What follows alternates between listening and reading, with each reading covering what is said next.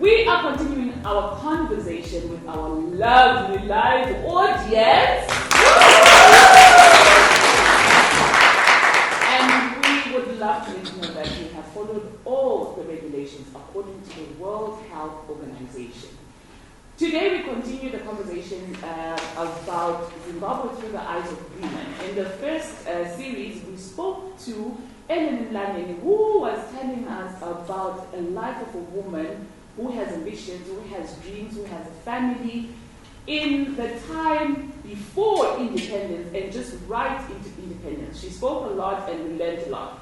Today we cross over to the in generation, the young ones that are making things happen, that are popping, that are hashtagging everything, taking pictures of everything. And she's young, she's vibrant. Ikalana, Tjedu Moyo, she's here and she'll be telling us what is up, because I'm trying to be cool. What is up in the life of young people? How do young women in Zimbabwe now see their country? What dreams do they have for their country? What dreams do they have for themselves? What are the challenges that they're facing? So it promises to be cool. I'm so tired, I don't know if it's still cool. But it promises to be a cool conversation that you really will enjoy. Welcome, Tjedu. Hi. How are you? I'm fine. What do young people say? Hey, what's up? Hi, what's up? What's up, everybody? Okay, so we start from when were you born? You're the in generation. Yeah, so I was born in 1998. So we're getting up much 2000s. Kinda. Yeah. It's just 2 years to 2000, so the nearest for me is 2000. So I identify as 2000. Okay. How does it feel now about the 2000? Because most of the time now about 2000, you know what the Kulunyayo. I after that. It's not, I am still yet to hear positive stuff being said in 2000. I'm a 2000, our innovative. Each generation is innovative, like we can do things that the other generations couldn't do. So when people say I'm a 2000, this and that, for me it's like, these people are talking about an NBA jealousy, they're always trying to scrutinize everything, even in the essence of because we get COVID-19, that everyone else is trying to enter into the digital but I'm not 2000, this is was working. I know how to use Zoom, but I'm not the Zoom that I was and all that. But still, I'm not 2000, we said all that, the best things. But I feel like I'm not 2000, we are one generation, innovative and all that. And everything, I see when I got a good element to this country, so it's quite helpful. Okay. And then in this innovativeness, it was technology. Do you feel like you're a privileged generation?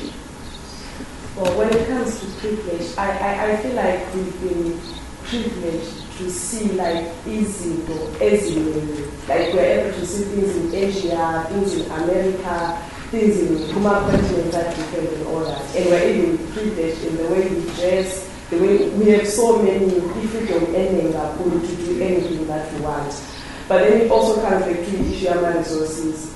The things that we see, like Emma following on TV and all that, sometimes there is important for the resources that we have to replace market. Like for example, like we see this iPhone 12, ERB 1500, and Omamani Alala and all that.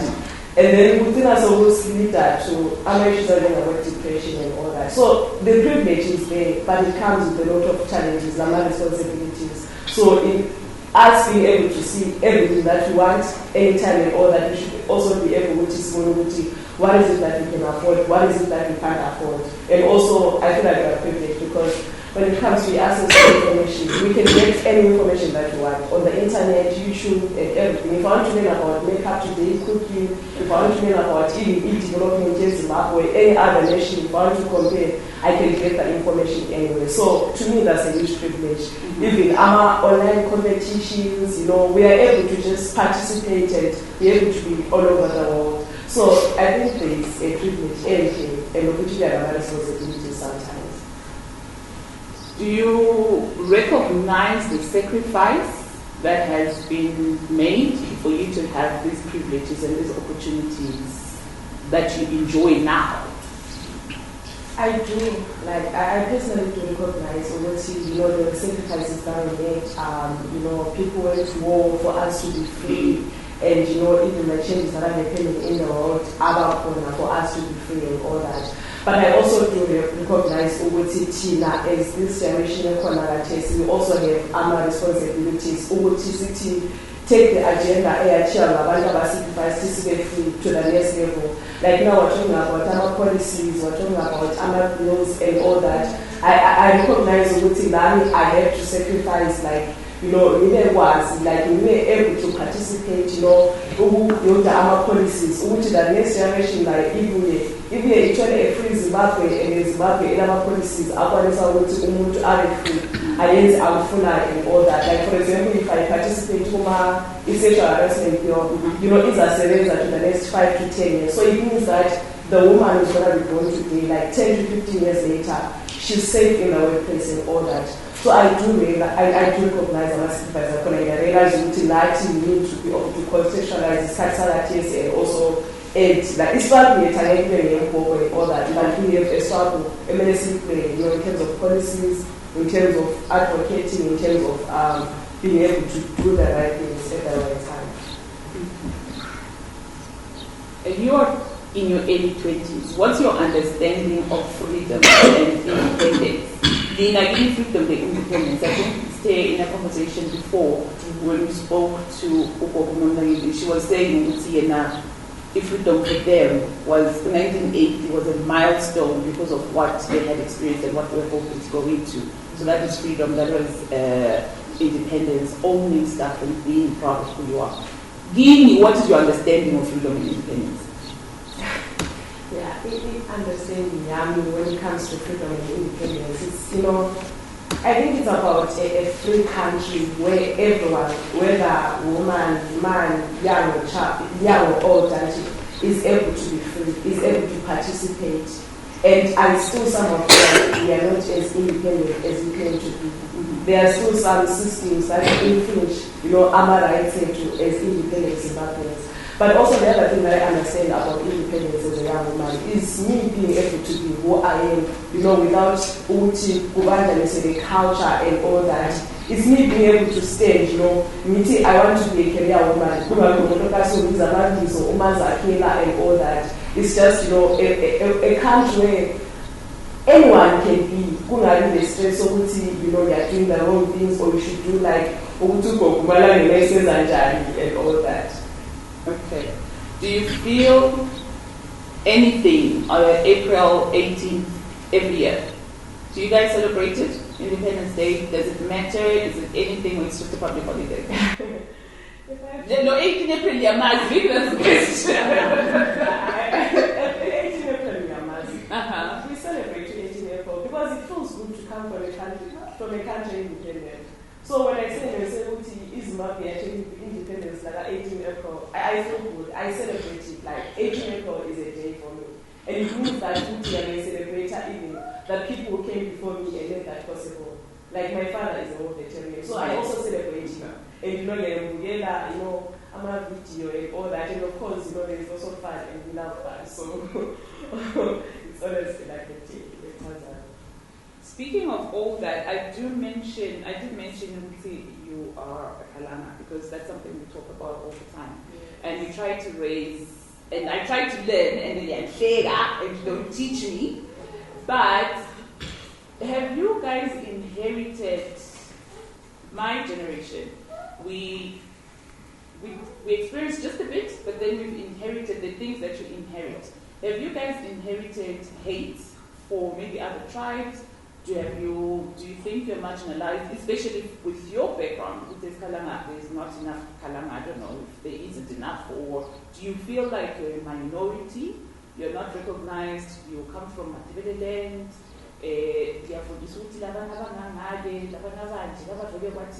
Have you inherited any of that? Or it's one love, it's the rights? I think you've used the correct word, which inherited. What I've seen is, Tina, this generation corner, I will not mention directly inside.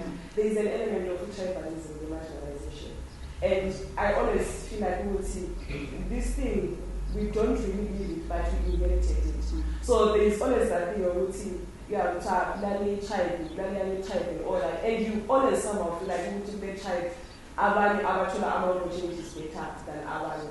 I personally am Kalanga, now we are over now in 2018. And for me, I think life has been fair. I've been getting opportunities and all that. But I still haven't seen the people that I grew up with, you know, in the spaces that Hamburg and all that. And there are these who why are these people here with me? Is it because they are not getting these opportunities or what's happening? But you know, these are conversations you can't really have answers for. But the truth is that inheritors, Yama and all that corner. And in some spaces, we are going to somebody because of who they are, where they come from, not because they are as a person and so on. So there is that element, who call, but I don't know who calls that. Where did you start from? Does it affect maybe when you're making friends or when you're thinking of dating, date? Do you like, because that's just an example. Does that affect you? Do you think about, because I know there are families where abantu can't date across. Is it something that you're open to? Could you bring a white guy? Could you bring a guy from Manicaland? Could you bring whatever and high and know that it's okay? Yeah, I could bring anyone from anywhere. I could bring anyone from anywhere. It doesn't affect you when you could my language or the language and all that. And I think even Mama she won't mind. Well, she doesn't say anything about it, but I don't see it creating a fuss out of that. Like, I don't see it as a problem. But maybe a problem would be somebody coming from maybe a different now and coming to my space and failing to adapt to the language and and now it's me who has to try to get out of my comfort zone and make that person feel comfortable in the language that I couldn't mind. I think that's so we do that. Nothing else to say, you know what, let me just go to it, sit through there, then we don't have a conversation. But if the person comes with an actually, I want to make friends, which language I come to talking about and all that, I'm definitely open to that. I love making friends all the time. Okay, this is like now of move with this, but it's okay, it's okay. What are the challenges for young people, especially young women your age? Yeah, I think one of the biggest challenges in corner is, there's the trending issue of feminism, Gatiesi corner and all that. And social media has become one of the biggest platforms for communication and all that. And it is an effect. And what happens on social media has an effect on how people feel on the ground and what people do on the ground. So for me, feminism is about gender equality. It's about people having the equal opportunities. And I believe that everyone should identify as a feminist.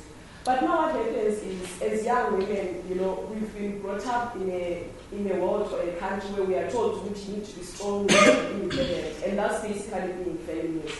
But then there's this machine on social media and all that, and this bullying and all that, it becomes so hard for you to be a strong, girl, let me not use woman, a strong girl that people say, no, as a feminist, she's a want to Zana.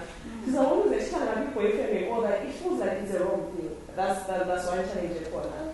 The other challenge in corner is, issues to do with sexual harassment. I mean, basically everywhere. In the streets, in the workplace, and, even for some in the homes. One thing that always pisses me off is, when young women go for attachment. I've talked to a lot of young women, and they always say, what attachment into figure. One way or the other, the manager, the boss, your senior and all that, now wants you, they now want to sleep with you and all that, and they are married, but they want to do that thing. And I don't know why it feels like right to those people, other babies and all that. And it's a huge challenge because every young woman right now is trying to penetrate a space. And in those spaces, there are men who have influence. And if someone feels like, it's an exchange, I give you what you want, you give me what you want. But at the end of the day, it affects, your dignity. When you go out there, you don't feel like you own your achievements. You feel like you know what, I can stand there saying, you know, I'm going to touch my gender on the sharp, but then there's always that talk, and people know stories, people will say things behind your back and all that. So that's another issue. The other issue is, you know, issues to do with gender-based violence and all that. You know, it happens every day. And the question is always, when is this going to end? You know, are women ever going to be able to stand and say, now we are free from these men? Because, you know, women and men need to coexist. Like, women need men, men need women. But, you know, you went to school together. The next thing you can learn with your eye and all that. And then you know, it shows a lot of questions. Should I even get married? Should I even associate myself with men and all that? So for me, those are the challenges. Of course, some challenges come, you know, maybe to say money and all that, our unemployment. But for me, when it comes to sexual harassment, gender-based violence, and you know, this situation on social media, it becomes an issue because it even destroys the ideologies that you believe in. You feel like, maybe I'm doing too much. Okay, let's say for instance, you know Namatai posted on a tweet, OT, and she had a possibility after Damara's wife, blah, blah, blah. And then she said, her name is Dr. I've forgotten her name. And then people were there, some churches, yeah, you should even stop considering yourself getting married and all that. And like, you know what, why? As someone who's watching, a young woman who's watching, you feel like, you know what's happening in this world? Am I even free to be me without people questioning OT, you know, Nienzani and all that? So those are some of the challenges that we come across. What are your fears as a young person in Zimbabwe at your age? Yeah. My greatest fear is staying in Zimbabwe, trying to follow my passion, and then 5 to 7 years later settling here. So as I'm sitting here even right now, I'm battling in my mind, should I just leave the country now? By now, I mean maybe next month, next week, or next year. Or should I give it 2 more years to stay in Zimbabwe? Because Zimbabwe is a country actually, some are making it, some are not. And you don't know what's happening to those that are not making it, and what those that are making it, you know, what's happening to them.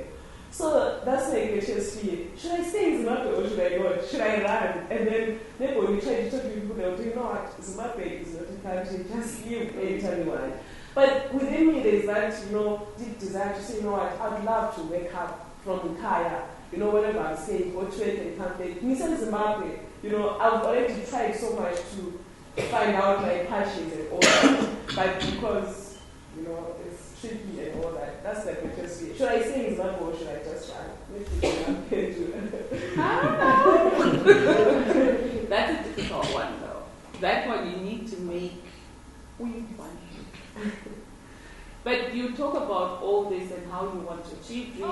Are you at all affected by culture? Because then, like you're saying, the culture says you're raised to be a wife, to be a mother, to do a certain job, if it is a job, to be this, to be that. Do you feel the pressure? Do you acknowledge? Is it even there? Does it exist? Or their hashtag not for culture, hashtag not for culture? Or does it matter? Culture, it does matter.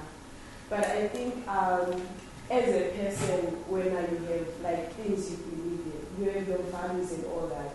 But then comes the society with a set of values that feel like they should be followed. Mm-hmm. It's not a secret that, you know, when you're a young woman and age 25 and all that, everyone kind of expects you to have, you know, like, okay, not a boyfriend, but something to boyfriend and all that.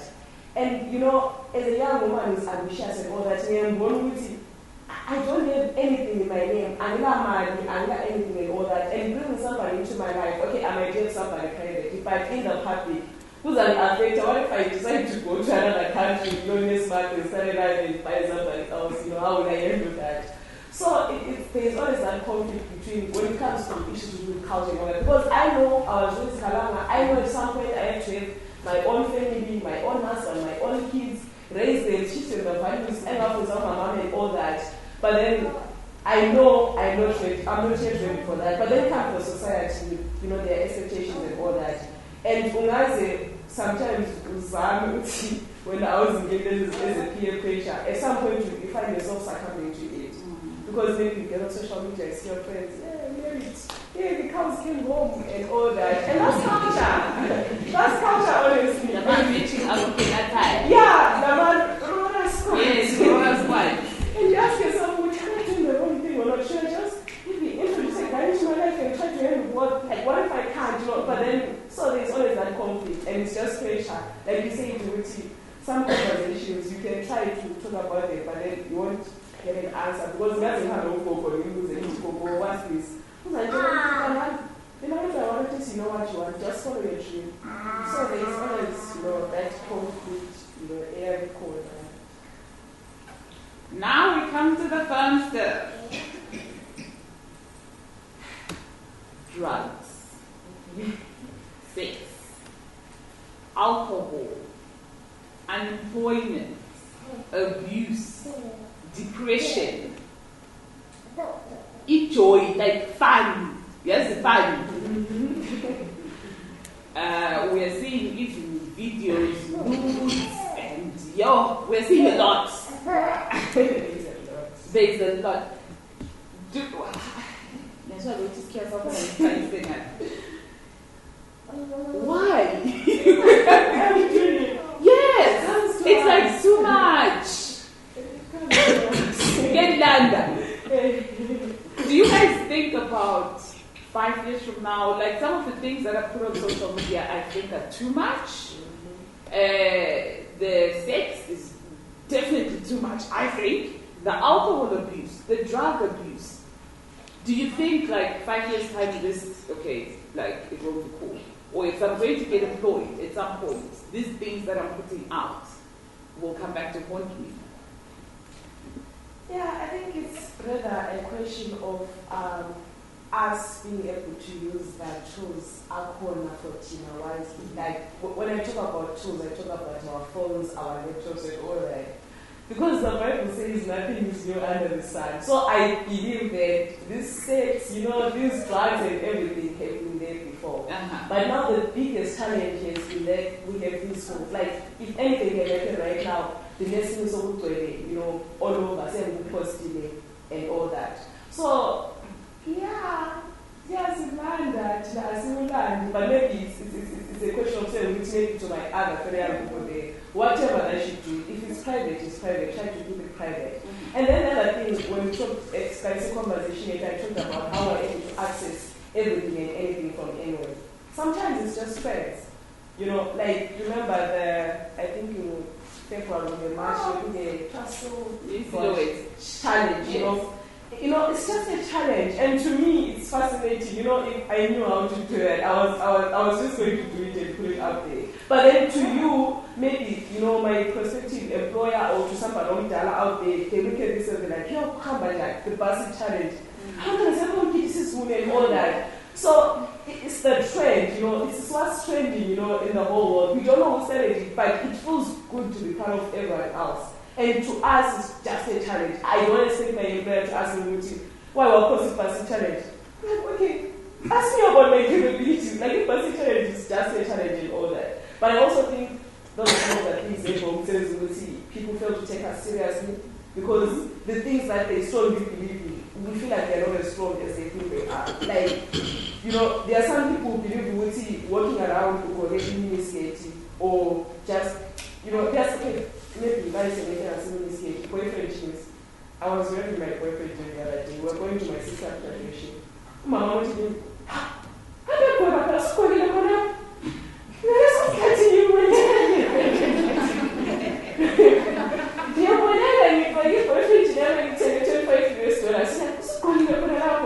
So it's some of the things that maybe the older generation thinks it's serious. To us, it's just minor, issues, technical issues. It's just those issues which we don't take them seriously. But it comes down to issues of maybe a guidance. Mama could make a good sort of parents need to take their role. if you have a child, it's good to tell them, which you know what, I know it's fancy to be half naked, wear a crop top, and but then it doesn't really paint, a good picture about you. Maybe if you say it in the right way, maybe you can reduce all that. Even sex, like,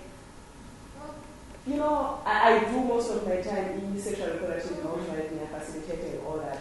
And from what I've gotten from my peers is that sex is no longer a thing as it was with Ghana. Even in relationships, we can just have casual sex today and then tomorrow it's another thing. Because this is how the world is. This is what we're going into, like as our people are into. So it's always an issue of maybe priorities, an issue maybe career guidance, or just maybe e-parenting. Because I believe there are people in my generation who come from families our street, and they will not do some things that some who come from families our street do. So, yeah. What there was to them push I ngiyabuza nje kodwa there was ngoba mavuzu yazisizwile ngamavuzu. Do you want me to be blunt? Please. It's okay. Umkhuhlane khona, kunama HIV and AIDS, kunama STIs and all that. But what I've seen, the mindset that I've seen, like from the people that I've worked with, this is not a personal experience, but from the people that I've worked with, is that HIV and AIDS is no longer as scary as it used to be. Because now there's ARVs, everyone just feel like as long as because so much I'm sorry, so I can go to my BBC and just I was talking to this other friend of mine, Estella Solve. She was saying, I have a friend or HIV positive was a and she knows. And she goes around like deliberately. She just sleeps around and all that. She knows she's HIV positive. So I don't know if it's a level of putting out for me. So I know this is dangerous to other people and all that. So what I'm trying to say is imkhuhlane ikona, we know about imkhuhlane and all that, but it's no longer as scary as it used to be with that. I don't know what all maybe COVID-19 right now, you maybe that's safe to start because so it's not that deep.